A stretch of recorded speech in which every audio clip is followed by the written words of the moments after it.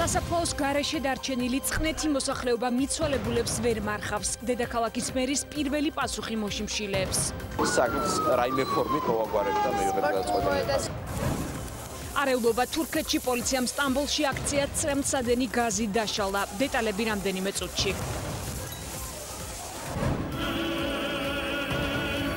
ხოსე კარერასმა ქუთაისში იმღერა 70 წლის ტენორმა კარიერა დაასრულა.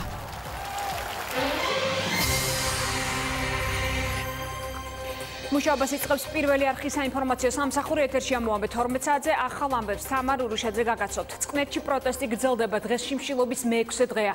სასაფლაოს გარეშე დარჩენილი მოსახლეობა გზის გადაკეტვით იმუქრება და თბილისის მერიისგან რეაგირებას ითხოვს.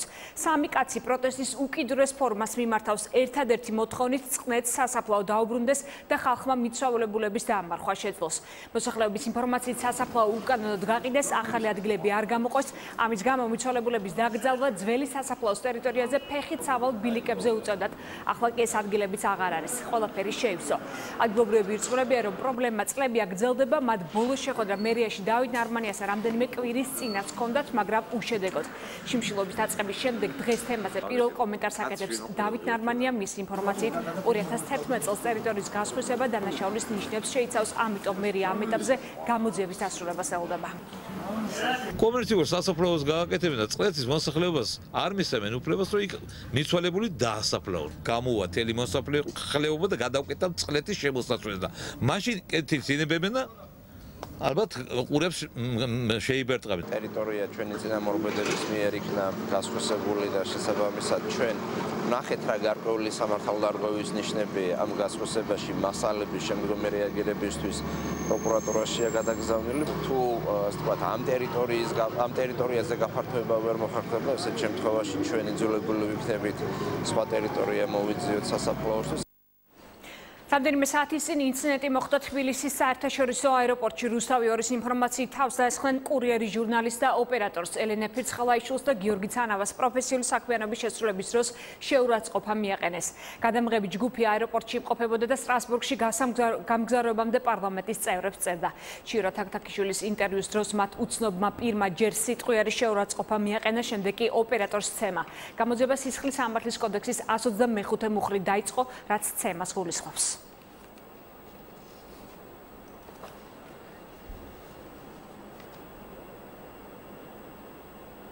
ევროპული ინტეგრაცია და საქართველო თბილისში კონფერენცია მიმდინარეობს. ევროპის სასწავლო უნივერსიტეტის ინიციატივით გამართულ შეხვედრაზე იმ გამოწვევებსა და საკითხებზე იმსჯელეს, რომლებიც საქართველოს ევროპული ინტეგრაციის გზაზე აქვს. მაგრამ უფრო მოგვიანებით შესაძლებლობა ის ტრაქტატი უფრო ადვილია, ვიდრე მიმდინარეობს იმ თემების განხილვა, რომელიც უკავშირდება საქართველოს ევროპულ ინტეგრაციას, იმ პრობლემებს, რომელიც პრობლემებიც ამ მიმართულებით არსებობს. მიმდინარეობს დისკუსია და სჯავა იმის შესახებ, თუ როგორ შეიძლება ეს პრობლემები იქნას გადაწყვეტილი საქართველოში, რა გზები არსებობს ამისათვის. ნაციონალური მოძრაობა წინა საარჩევნო კამპანიას განაგრძობს. პარტიის სისათელში შესული კანდიდატები ქუთაისში ჩავიდნენ. ელენე ხოშტარია, ნიკა მელია, სერგი კაპანაძე, გიორგი აბესაძე და სხვები ახალგაზრდებს შეხვდნენ და საარჩევნო პროგრამა გააცნეს. ანიქვა სამხედრო წავიდნენ ქვეყნიდან. ბევრი დარჩა. ამ ხელისუფლების ის განკვირვებია, ჩემო მეგობრებო. ყავდეს გუნდში ახალი სახეები არ ნიშნავს აპრიორი, რომ ახალი ხედვები არსებობს. სწორედ აი ამ ახალი ხედვების, ახალი მიმართულებების შესახებ, რომელსაც ჩვენ განვავითარეთ ახალი გუნდის ფარგლებში, აი ამაზე სასაუბროდ ვიყავით შეკრებინი დღეს და ძალიან ვიხარია, რომ ესეთი ჯანსაღად მოაზროვნე ახალგაზრდობა არის. ქუთაისის სასწრაფო დახმარების რაიონულ ცენტრს უელსის დელეგაცია ეწვია. დელეგატებმა სასწრაფოს განახლებული ავტოპარკი და ტექნიკური აღჭურვილობა დაათვალიერეს. გაეცნენ გადაუდებელი სამედიცინო დახმარების მართვის პრინციპებს.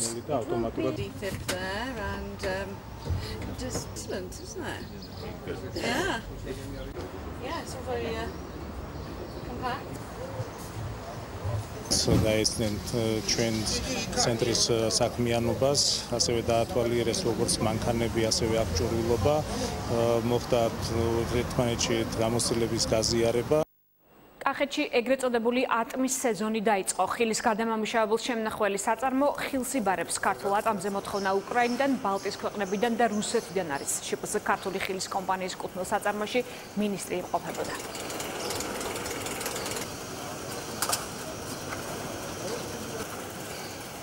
წყლის ჩაბარების სეზონი დაიწყო.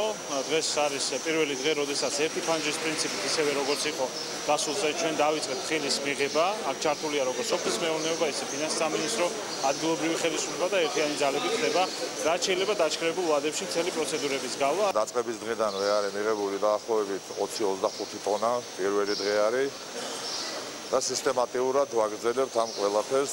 ფერმერიდან პირდაპირ ვღებულობ, კალიბრატორზე ვატარებთ. ხილი რაც არსებობს საქართველოში ექსპორტისთვის, რაც შეიძლება ყველანაირს ვღებულობ. თბილისის მერმა სამგორის რაიონში ინფრასტრუქტურული სამუშაოები დაათვალიერა. მერის ინფორმაციით მიმდინარეობს კახეთის გზატკეცილის და ლივლოს სასახლების დამაკავშირებელი გზის რეაბილიტაცია, განახლდა საკანალიზაციო სისტემა და მოგვარდა წყალმომარაგების პრობლემა. დავით ნარმანია მოსახლეობასაც ჩავდა.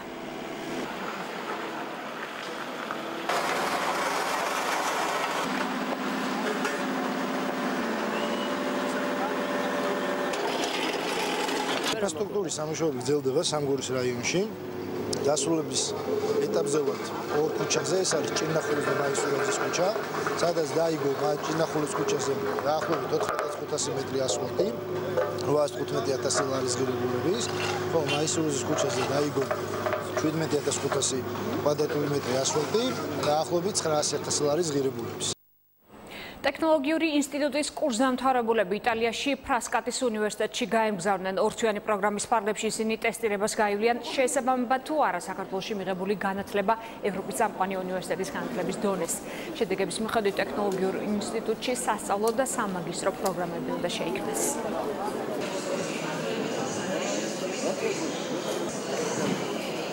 შედგა სასწავლო ვაკაციანი ჯგუფი. ამ ჯგუფში მოხვდით ჩვენ დეკანების რეკომენდაციით. მივდივართ იტალიაში კვალიფიკაციის სასამაღლებლად. ვიმუშავებთ იგივე ცენტრში, რომელიც იხსნება ჩვენთან. რა ვიცი, მოლოდინი მაქვს დიდი, ვხსნობდით პასუხისმგებლობას.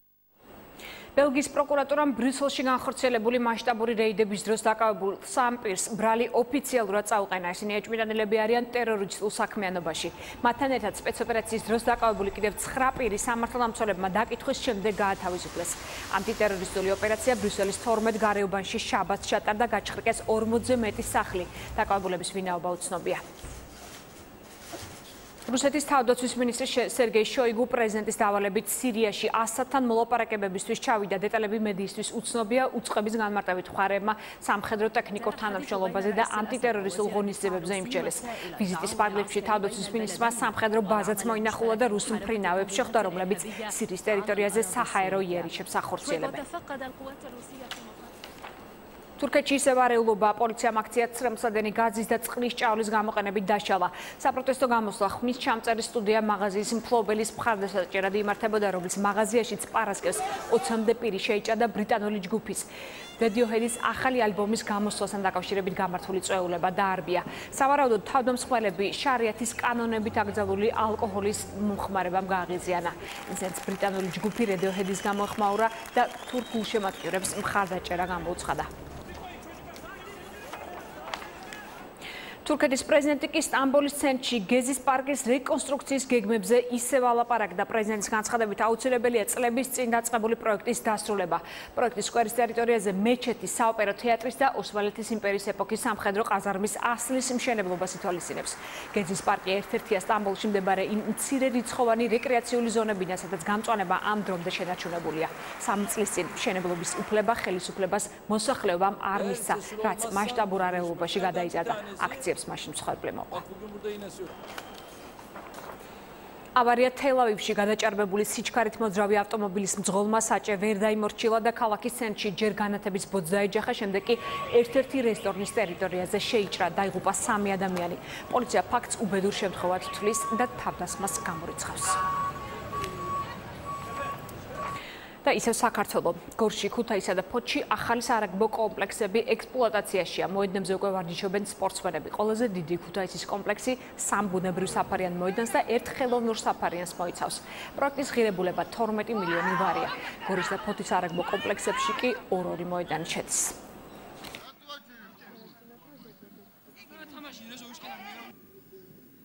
ეს სტადიონი უკვე 6 თვეა, რაც გაიხსნა, 6 თვის განმავლობაში ვარჯიშობენ ეს ბავშვები. თვითონ მოთხოვნებს, აკმაყოფილებს ევროსტანდარტისა, ყველაფერს თითქმის გვაქვს ამხელა 2 სტადიონი, ხელოვნური და ბუნებრივი. ძალიან მინდოდა რომ მეთამაშა მანამდეც, მაგრამ არ იყო შესაძლებლობა და უფასო არ იყო რაგბში სიარული. შემდეგ უკვე დაიწყო უფასოდ სიარული რაგბში და ჩვენც შევედით. ჩვენ გვიყვარს რაგბი. ქუთაისში ხოსე კარერას მაიმღერა კონცერტი 2 საათის განმავლობაში მიმდინარეობდა ესპანელმა მუსიკოსმა კონცერტი ვახტანგ კახიძის თბილისის სიმფონიური ორკესტრის თანხლებით და ახალგაზრდა ქართულ სოპრანოსთან სალომე ჯიქიასთან ერთად გამართა. 70 წლის ტენორმა სასცენო კარიერა ქუთაისში გამართული კონცერტით დაასრულა.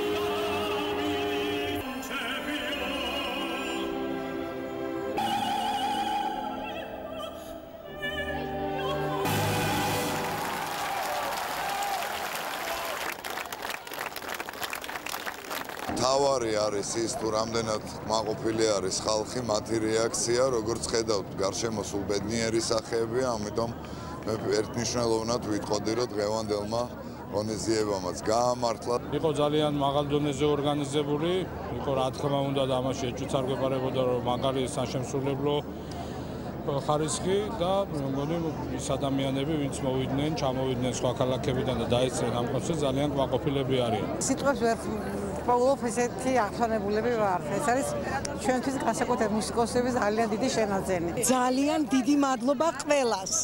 პირველ რიგში ხოსე კარერას. დღეს სულთმოფენობაა დღესასწაულთან დაკავშირებით ამ წუთებში სამების საკათედრო ტაძარში სრულიად საქართველოს კათოლიკოს პატრიარქის საზეიმო წირვას აღავლეს. სულთმოფენობა აღდგომის ბრწყინვალე დღესასწაულიდან 50-მე დღეს აღინიშნება. ამ დღეს ეკლესიაში მორწმუნეები ყვავილებით და სანთლებით მიდიან. მსახურების ასრულების შემდეგ ილია მეორე შეკრებილებს დღევანდელ დღეს მიულოცავს და ტრადიციული ქადაგებით მიმართავს.